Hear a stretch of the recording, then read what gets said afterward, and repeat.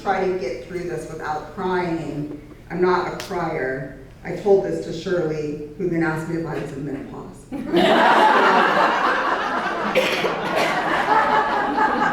I am not.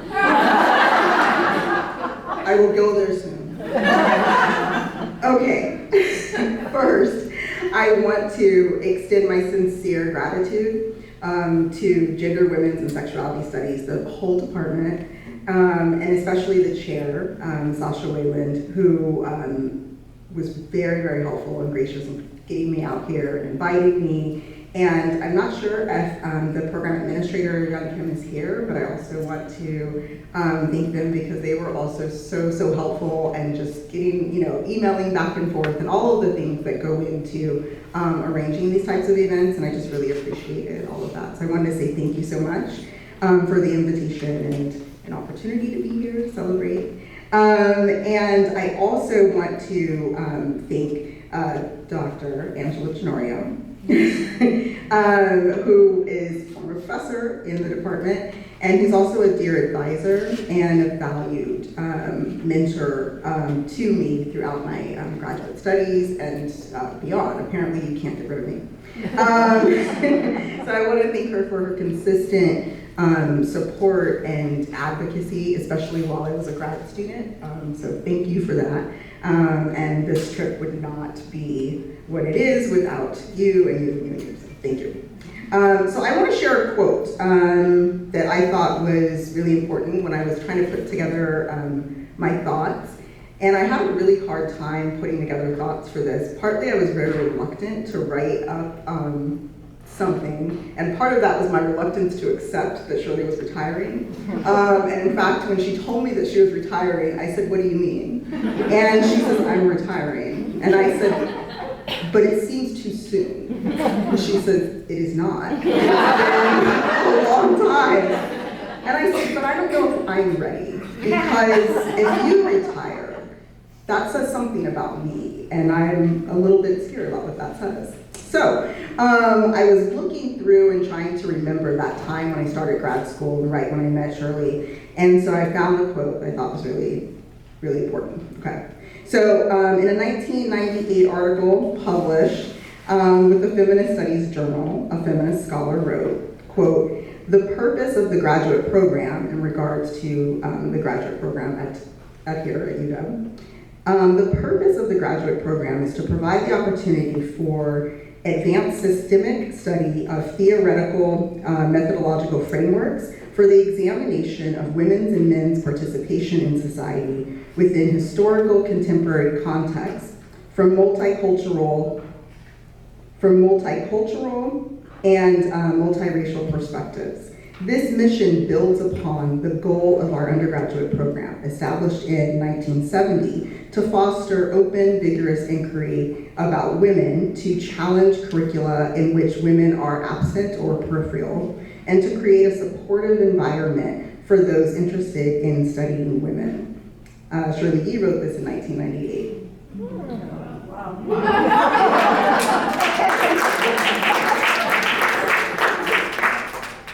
I know, she's published so much, she's like, I don't know. So, late in the fall, 2001, 3 years after that article was published, I walked to Padelford Hall. Shirley would later tell me that the click-clack of my heels on the floor announced my arrival long before I knocked. Gotta wear heels. Shirley welcomed me into her office and generously listened to me rattle off my short-term, long-term, and long-term plans. Her generosity and graciousness at our first meeting would carry over through the course of a more than 20-year relationship. Our relationship has gone through some key stages. Stage 1 being my student years, Stage 2, my early pre-tenure years, and Stage 3, post-tenure, and this is important, and beyond. I'm not going away. So Stage 1, I have actually never told this to Shirley, I don't think I have, but the first 5 years as her advisee, she was my primary advisee, the first 5 years as her advisee, I was actually very intimidated by her, not because she was anything other than warm and helpful, but because for all of my plans, and I had many, many plans, I felt completely out of place. I felt like an imposter. Part of that was because when I entered the department, I was one of 2 Black identified graduate students and the only Black student in my cohort. I didn't go to a fancy undergraduate institution, and my degree was in African American Studies, which provided me with a strong understanding of interdisciplinary training, but I did not have the foundational training in a traditional discipline like my peers. Without judgment, Shirley guided me through selecting my traditional discipline, which ended up being history, and this was a practice that they used to do. I'm not sure if you still do this in the department. Wow. When I was there back in the old ages, 3 of us came in and we were promptly sent out to our major disciplines. So mine was history, and she also helped me identify which fields. I still felt out of place, I still felt very anxious, but that at least gave me some sort of grounding and a beginning of understanding of what it meant to be in a PhD program, and then also what it meant to be in a women's studies PhD program. So one of my first classes that I took as a grad student that year was her class on women's history. And one of the things that was remarkable for me, it was the first class that I ever had that really centered transnational, global text and also authors of the text. And she carefully curated a set of readings that pushed us to think past our own locations and the limits of our locations, and pushed us especially to root outside of the United States. But she also provided key text that for me was the first time that I'd ever been in a class where I read a text that spoke intimately to my own experiences as a Black woman growing up, raised primarily by a single Black mother. So one of the first books I think that I read in our class was Bell Hooks' Feminist Theory from Margin to Center. And I just recently, not recently, a couple of years ago, sadly when Bell Hooks died, I wrote a piece on her, and it was centered around that text, because for me, that was the beginning of me being comfortable with identifying myself as a Black feminist, seeing myself as belonging. So that was very key. So I would meet with Shirley a lot these first 2 years, and I was always in awe of how centered she always seemed to be. I always read her as very stoic, in part because I'm incredibly animated. And so, and when I get nervous, and if I'm around other people who are stoic, I actually get more animated. I'm more aware of that, and then I'm more animated. It's awkward. So, but I also was I could see that faculty gravitated to her and students gravitated to her, and I think in part it's because of her energy was very calm and non-judgment. And so that was something that was really, I thought, wow, how do I harness that? Like, how do I do that? Because it's so opposite from who I am. I'm like, so I wanted very much to connect and also to impress her. So much so, I don't know if you remember this, I joined the department's intramural softball team.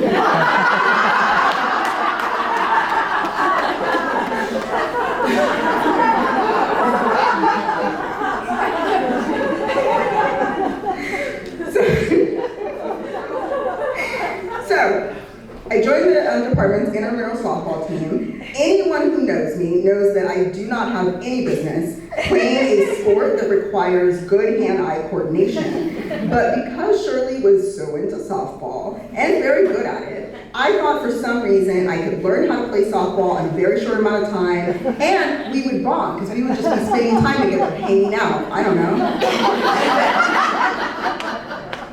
When I told her I was joining the softball team, she was very excited and also very serious. And it was at that moment that I realized, oh, she's gonna like play. This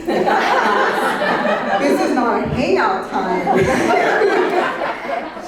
She expects me to play. I was very bad. And I was awful. And I believe that I spent most of the season on the far outfield. I'm still not sure if that's what it's called.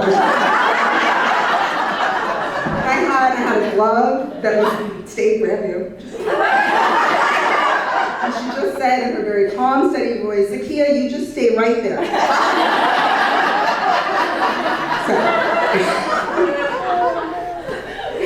So, that was a fail, but she still made me feel like I belonged. Although I do suspect, and I'm very curious, and I'm going to ask you later tonight after you've had some wine, were you thinking, why would she join? Why would she do this? We need to win the game. Why would she do this? I don't know, but that's what I did. I don't think I was an easy mentee. Now, as a professor, I fully understand just how high maintenance I was. I was constantly stressed and needed a lot of reassurance, and Shirley was always willing to give it. No matter if it was 10 minutes or hours sat in her office, she was always there and did far more than simply advise me on the particulars of the program. She did that. But she also modeled feminist pedagogy, feminist mentoring, and engaged transnational and global feminist research and scholarship. And in fact, and I don't know if I've ever shared this with you, a lot of my pedagogical practices are very much inspired by what I witnessed you doing, and also our conversations about pedagogy. And so I teach courses on gender and pop culture, and trying to find ways to learn everybody's name, and trying to find ways to bring more sort of centered, connected community inside the classroom. So throughout all phases of my graduate study, as her student, some of the things that I did do for her. So I did the softball, that was a fail. Later on, I think it was after I passed my exams, although I'm not sure at this point if it was before or after, I spent a full quarter in the basement at the library, this one, searching census records. I don't know if anyone has spent time in the basement with the census records. There's no one in there. So you go in, it's dark, and they're like, whoa, human, how are you doing?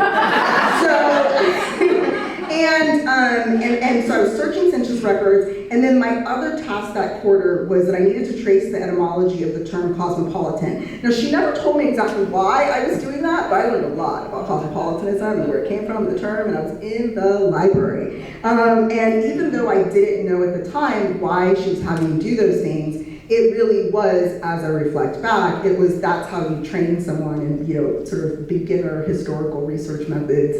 This is where you start. And that was something that I still use still use today. So when it came time, I finally passed my advance to candidacy, and I started the process of writing my dissertation. Shirley was beyond patient at first. And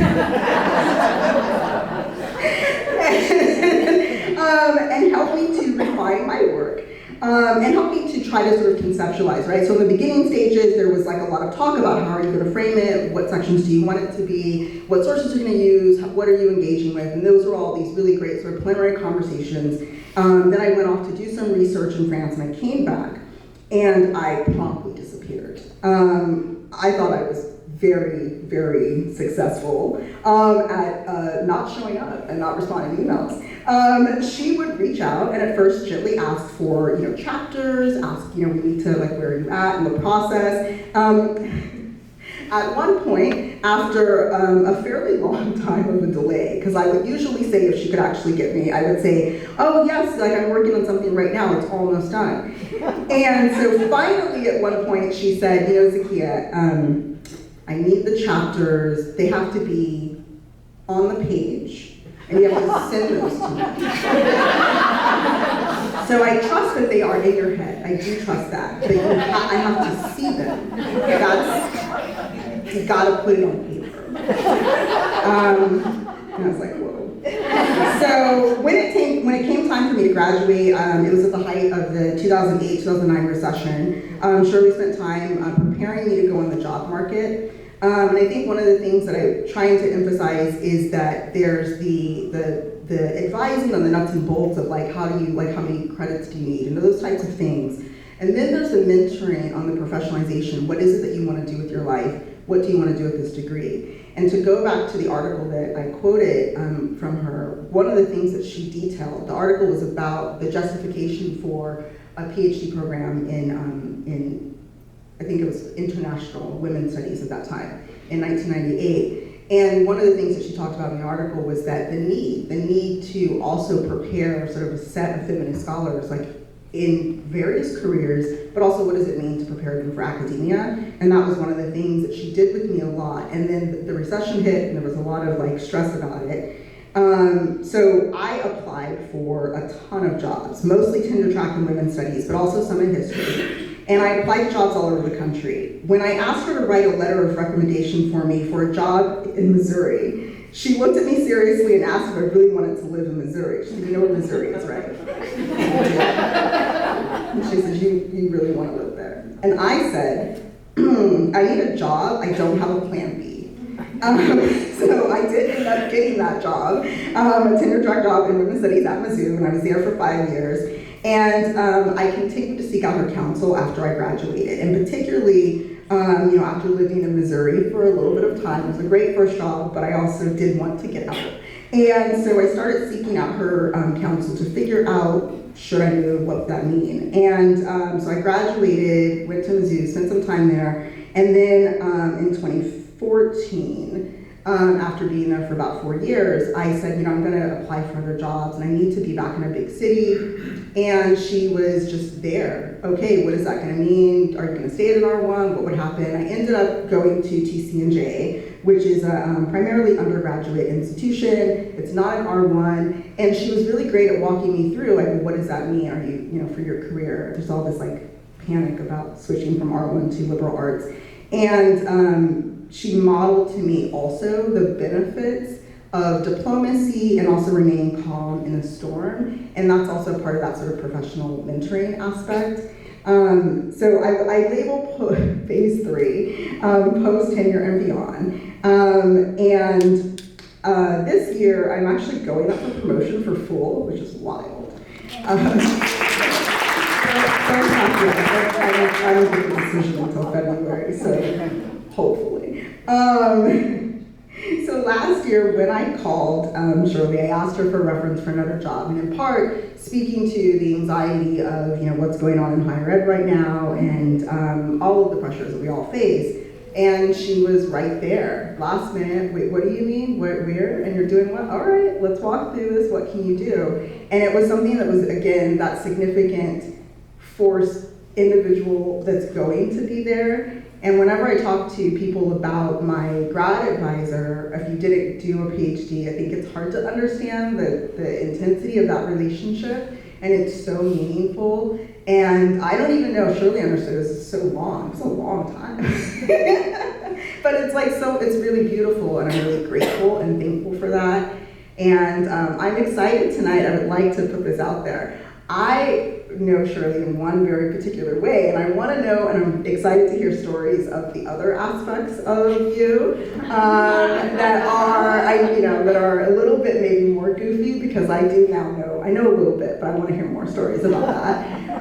But I do want to say I'm happy that I didn't burst into tears. I'm very emotional, but it's a good thing because I'm happy that I can be here, and thank you for your work, your scholarship, but also for modeling what it means to be a feminist scholar in this new project that you started. You're like on the frontier of women's studies PhDs. And the thing that they were saying in 1998 is the thing that they are saying now. And I want to say thank you for staying the course of, we need feminist scholars. There is work for them. We can do this, and you were central to that and central to me, so thank you.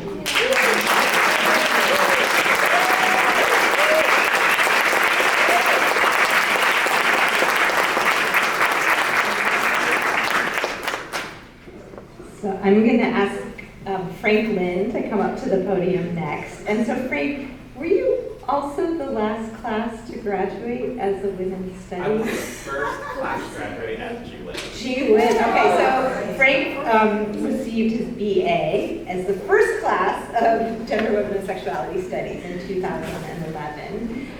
He's going to say all sorts of things about Shirley as a teacher and a mentor, but I know that Shirley advised Frank's senior capstone project. And now Franklin is senior counsel in the United States Department of Justice. We're so happy he traveled also across the country from DC to be here, and is also adjunct assistant professor at Georgetown University of what department? The School of Foreign Studies. In the School of Foreign Studies. So.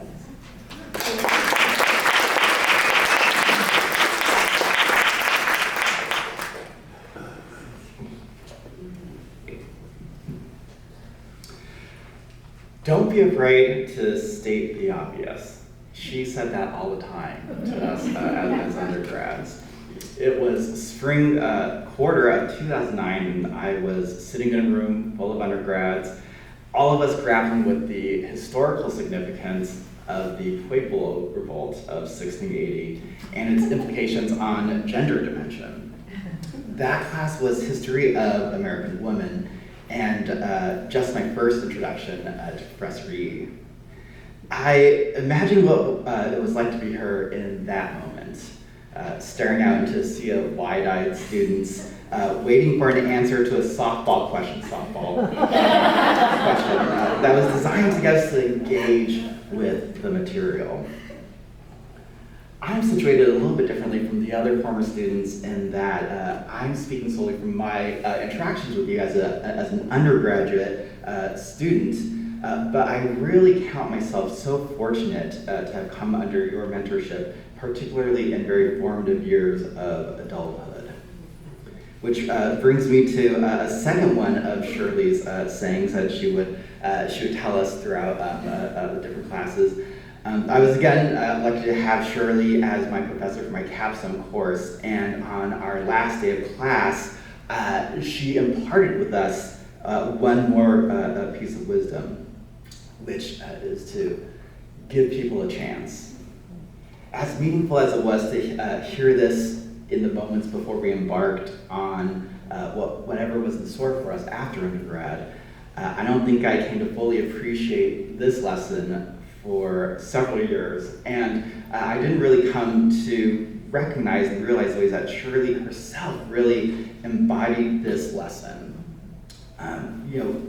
While I generally look back on my time here at the University of Washington fondly, those years were probably some of my most challenging.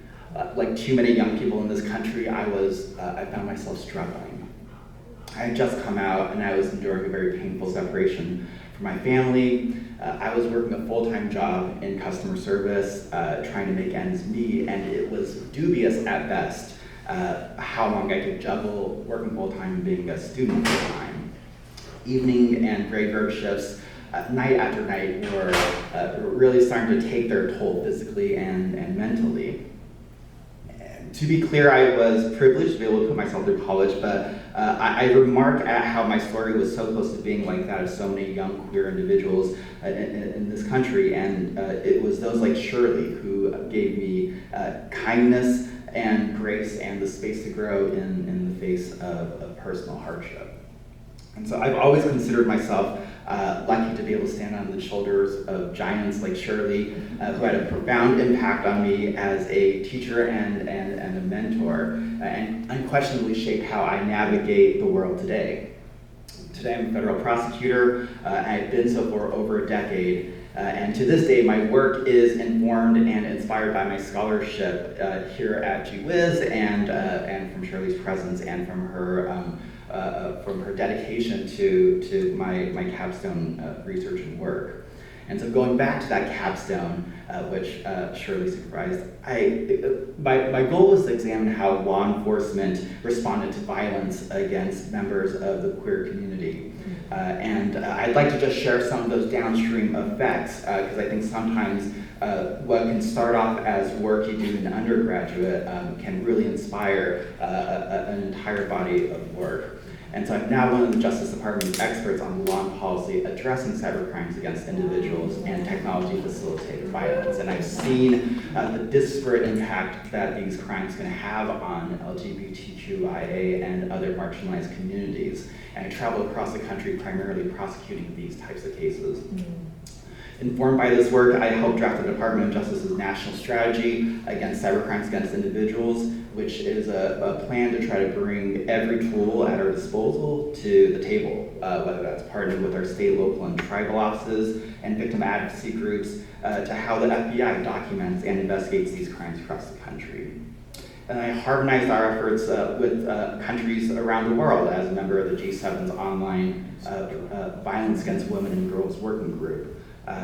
Because technology-facilitated violence should be illegal everywhere in the world. So it's the space that Shirley creates for individuals and students like me to explore and find interest and forge a new path in life, and to dedicate an entire body of work to what started off as just me as an undergraduate student here a decade and a half ago. So, outside of the department, I've been talking a lot about my work with the Department of Justice, but outside of the department, as Sasha mentioned, I teach at Georgetown as an adjunct professor, and I too now have the joy of staring into a sea of wide-eyed students, pleading with them to state the obvious. What's so obvious to me in this moment as I stand here, as I hear so many wonderful stories of how Shirley has impacted so many people's lives, what's obvious to me is that Shirley, you were such a presence, not just to me, but to your colleagues, to so many of the students that came before you. You touched the lives of so many, and those students and society at large are bedded for it in so many measurable and immeasurable ways. You brought humor and grace to your work with students. I'm so thrilled to see a different side of you through so many of these stories. It's just clear that you're such a gift to the department. And so I have nothing but well wishes for you and Diane, and I will always be grateful that you gave me a chance as an undergraduate student. So thank you very much.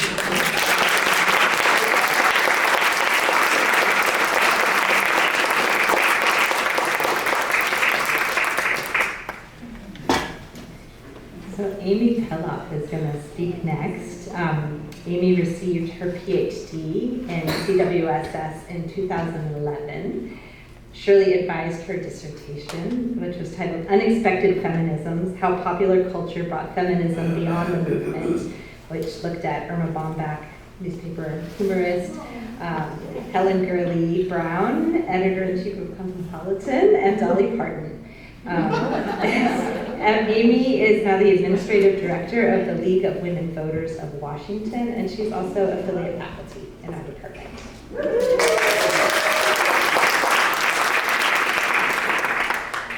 All right. So as I was thinking, should I get closer to this? Yeah. As I was thinking about what I should say in this moment, I thought back to my friend John Taves' retirement party, and my friend Matt, who spoke at that, and he tried to explain what happens when you love carpentry and study intellectual history under John Taves. And he said you become a guy who starts a worker-owned construction company that concerns itself with issues of wealth disparity, environmental health, and a just economy. So I guess this talk is my effort to explain how I am the result of my own peculiar combination of pop culture enthusiast, feminist history researcher, and organizational development specialist who has been mentored, shaped, and befriended by Shirley Yee. So I was actually her first women's studies grad student, although I was unfortunately not the first one to graduate. Pretty sure I wasn't even the second one to graduate. I was part of the second cohort of grad students that the department had, so this means that Shirley and I actually had a lot to learn together about what it means to be a graduate student in women's studies. And while I'm not sure my path ended up the way that either of us expected it to, I don't think either of us are super disappointed by how it turned out. Because of funding issues, I actually ended up working in the Comparative History of Ideas program, first as a TA and then later as an undergraduate advisor. And eventually I was promoted to assistant director, a job that I held for the next 11 years. And taking that job really complicated my path for finishing my PhD. And it also more or less took me out of the running for any potential tenure track positions. But despite this, Shirley was really committed to my graduating. And I think she will attest to the fact that 90% of our meetings happened when she cornered me in the restroom that was located between our two offices. So she would corner me Shirley and quiz me about my progress, and then tell me to carry on after I had updated her. And honestly, if Women's Studies and SHID hadn't shared that restroom, I'm not sure I would have finished. But I did manage to graduate, and my path as a hybrid academic/administrator has led me to many adventures. I've gotten to create a lot of really cool classes for CHID and to lead study abroad programs to India and Cuba and the Netherlands. Shirley would let me drop in on her gender and pop culture class, or feminism and pop culture class, to spread the gospel of Dolly Parton to students who had zero idea who she was. And while I ultimately figured out that the university was not the best fit for me and left to explore different opportunities, Shirley still lets me be friends with her. So she encouraged me to pursue the role of public scholar, which I did by traveling the state for Humanities Washington as a member of their Speakers Bureau, giving talks on feminism and pop culture. And I finally landed the position of Administrative Director of the League of Women Voters of Washington. And I'll be honest, I was a little surprised that the organization still exists when I saw that job posting. The League of Women Voters only briefly appeared in my research on US feminist movements, and not even as a particularly interesting part. But fortunately for me, I started working for the League right before its 100th birthday in 2020, which also marked the 100th anniversary of the ratification of the 19th Amendment. And I say fortunately for me because thinking about how a legacy organization changes or does not change over time is really interesting to me. And it's that weird intersection of history and organizational development that it turns out I really enjoy. So these anniversaries coincided with a lot of soul searching on the part of the League of Women Voters about what it meant to celebrate these two major anniversaries that are tainted by a significant amount of racism. Now, these anniversaries also coincided with my tenure with Humanities Washington when I was giving talks focused on how the Me Too movement could or should impact our pop culture consumption.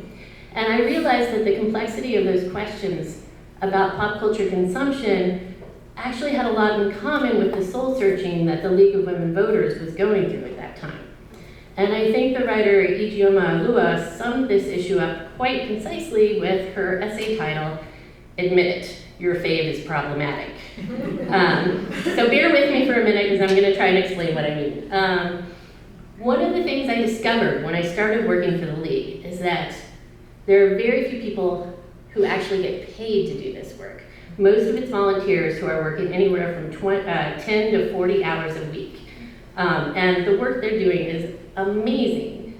In Washington State, the League has a team of 15 volunteer lobbyists who spend hours working on getting legislation that addresses issues of democracy, criminal justice, healthcare, climate change, education, everything.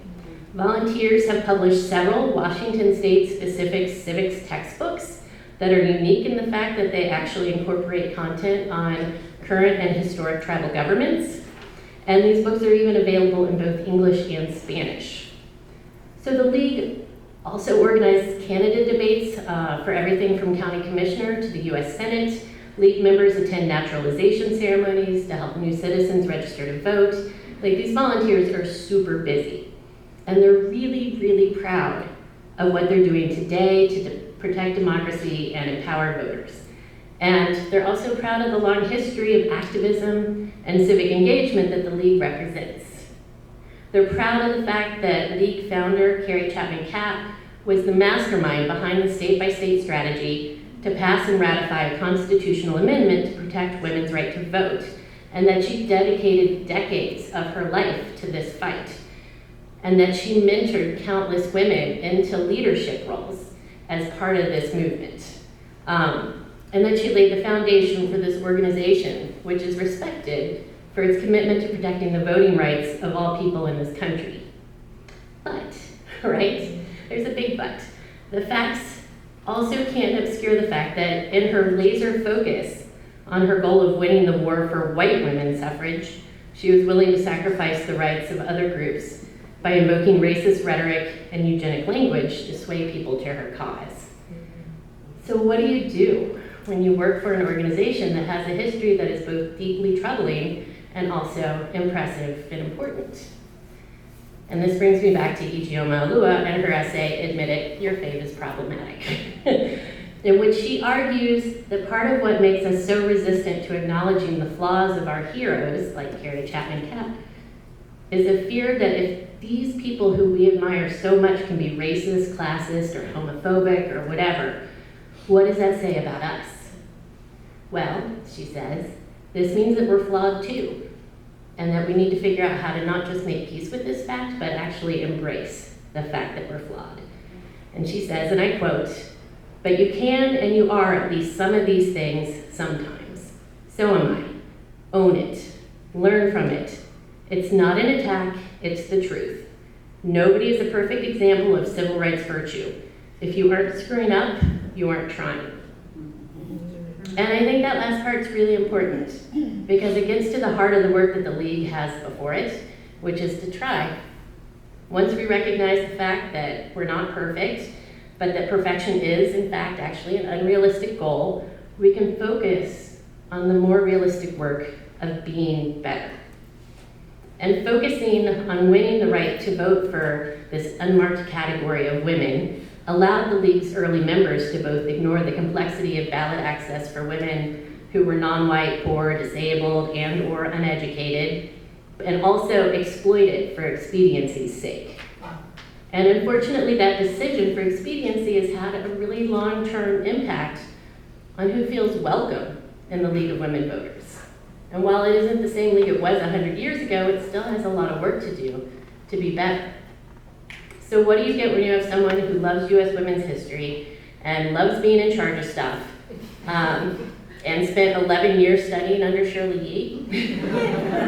You end up with me at the League of Women Voters, thinking about the structural impediments to diversifying the League's leadership and membership. You end up with me pushing League members to think about how women's roles have changed over the past 40 years, let alone the past 100, and how the systems that worked then need to adapt to new realities of women's lives. And you also get me asking League members to think about what it means to be the League of Women Voters when the usefulness of the idea of woman as an organizing category has never been more contested. So this is what I've been doing ever since Shirley pushed me out of her nest. I'm so grateful for her ongoing presence in my life, for her mentorship for me as an overwhelmed grad student, her tough love when I needed it, and her friendship and support ever since. I'm so lucky that you decided to take a chance on me.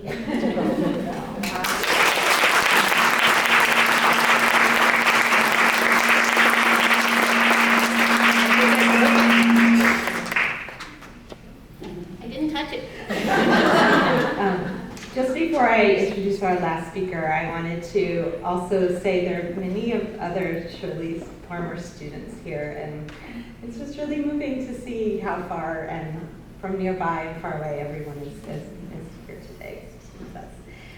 And I also wanted to say that Young Kim, our administrator, who, along with Adrian King Galbraith and Whitney Miller, were so instrumental in pulling this whole day together. I'm very sorry that he's not here. He had planned a trip long ago. But if there's anyone who can talk to Shirley about mariners or love of eating red meat, it is.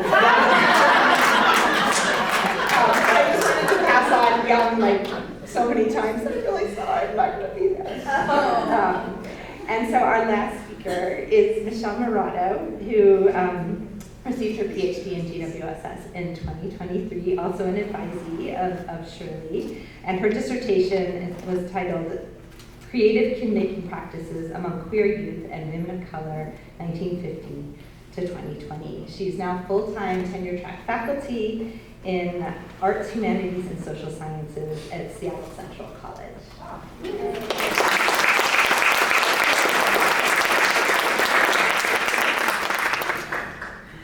Hello, everyone. Thank you so much for inviting me to talk. It's such a privilege to be here to celebrate Dr. Shirley Yee and her impact on so many of our lives. So, yes, I'm Michelle. I had all of this introduction. It's not necessary. I can hear you. Oh, thank you. Hi.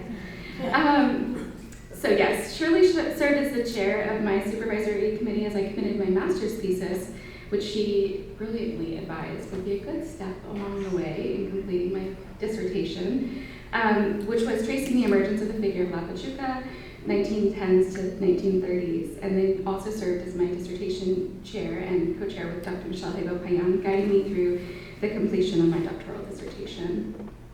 And through all of that, I remain extremely grateful for Dr. Yee's guidance through these projects. Her intellectual guidance pushed me to think deeply and critically, and to articulate myself clearly, because I didn't always do that. I just assumed everybody knew what I was talking about. And, importantly also, to value my work. She's been an inspirational educator, and, as so many have said, a generous mentor. It's truly a privilege to honor her today, and to express the very meaningful impact she's had on my life and so many others, I'm sure. As I've been thinking about what to say about today, I kept returning to my first memory of meeting Shirley, Dr. Yee. And in my brain, I have the first time I met Dr. Yee as not the actual time we met in person. That was this like whirlwind day of prospective students, and that so many other members of the department who have become my colleagues and friends. Rather, it's the interview that took place before, held over Skype as I was interviewing for the graduate program. I remember feeling excited at the possibility of working with Dr. Yee, a feminist historian, they exist, whose approach to history and her own scholarship felt both engaging and accessible, and whose writing, in particular in an immigrant neighborhood, interethnic and interracial encounters in New York before 1930, reminded me of what I loved so much about history in the first place, which was that in examining these policies of the state, as they certainly do and have shaped political, economic, and social realities, the telling of history could be narrated through the stories of people's lives.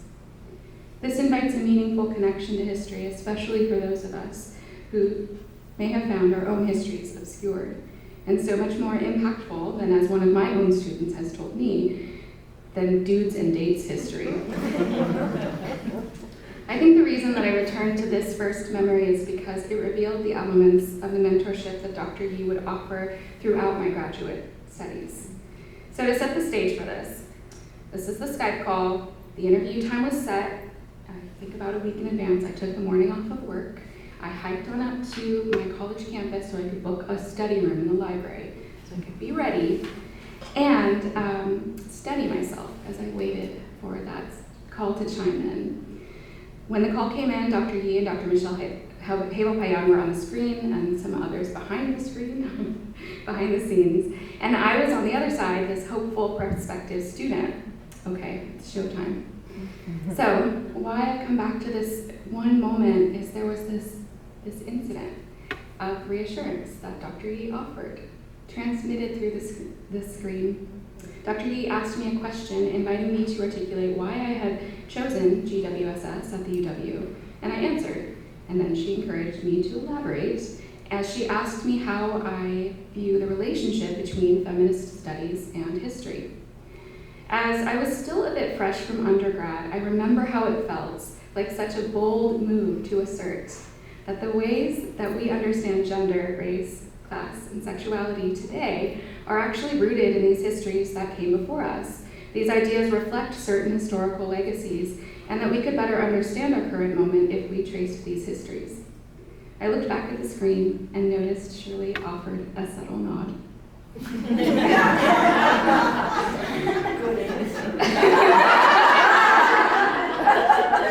was very proud of myself. And this encouraged me, and I thought, whoa, I might actually have a chance. I also remember the follow-up question that Dr. Yee proposed to me, and this concluded our interview. In recognition of my academic journey as a first-generation college graduate, a non-traditional student, one who had gone through community college to a state school, she asked me to think about how I would navigate an R1 institution. So I thought about mentorship and its role in my educational journey. I shared honestly I wouldn't be where I am today without the support and mentorship of my professors from community college to undergrad who helped me navigate these institutions, who believed in my work and my capacity and encouraged me to dream big. I could have only hoped then that Dr. Yee would become one such mentor to me. And she did. She is. I'm grateful to have learned so much from Dr. Yee in all of the ways that I've had the opportunity to work with her. And it began my first year in the graduate program. Dr. Yee taught the first in the sequence of our Feminist Studies graduate courses. The course covered a history of feminisms and what is not to love about that. She guided our class in this transition, this is really key, in thinking as a student to thinking as a scholar. And by that I mean she encouraged us to do more with our engagement with the readings. I remember, and I quote, "Don't just ask questions, try to answer them." Simple as it may seem, this was a pivotal shift in perspective. This would be the work that I would be doing. Additionally, we were assigned with the task of leading seminar discussions. This was also a first for me.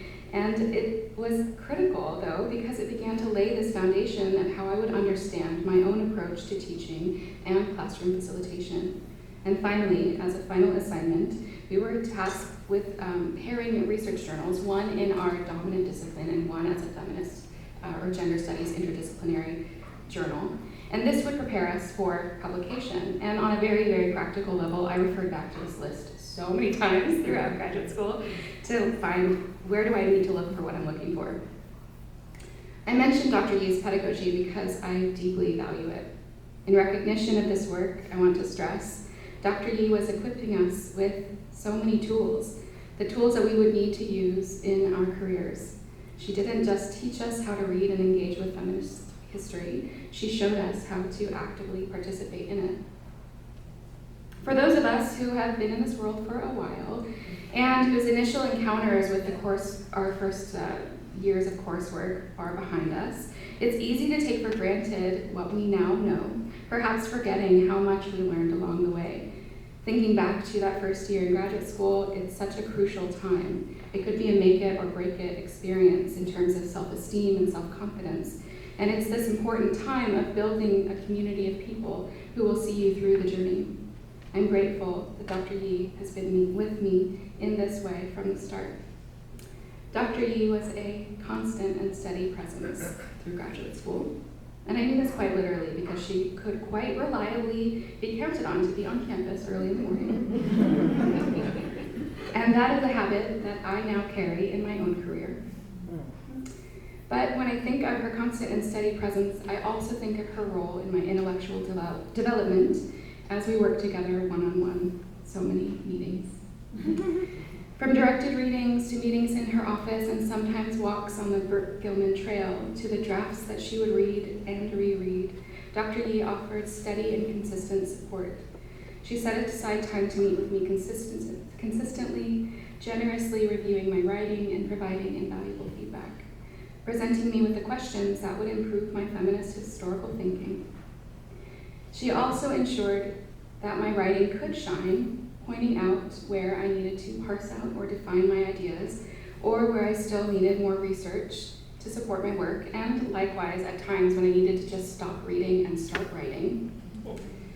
It invited me to think of this writing as a process. It was a craft. As I wrote grant applications, Dr. Yee celebrated the wins and kept cheering me on through the losses. And throughout my tenure in the graduate program, Dr. Yee showed a deep commitment not only to my success in the program, but my overall well-being. I recently reviewed my notes from some of our meetings. At one point, when I was writing an application for the Ford Predoctoral Fellowship, I asked if I could record our meetings, and Shirley agreed. I listened to these recordings as I started writing this speech, and in one meeting, I mentioned I was so excited about the development of my project, and she, of course, said she was excited as well. She mirrored that back to me. We laid the foundation also of my master's thesis in the process of this Ford application. And then there was a moment of silence and space in this recording. The pace slowed, and she asked, "Are you taking care of yourself?"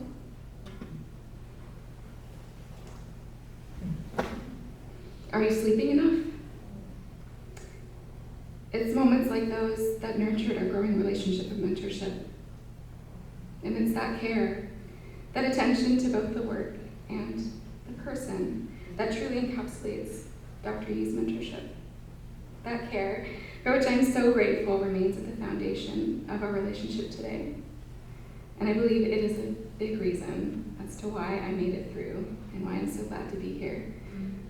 Grad school's hard, y'all. I also believe that we borrow bits and pieces from the people who have inspired us and for those whom we care deeply.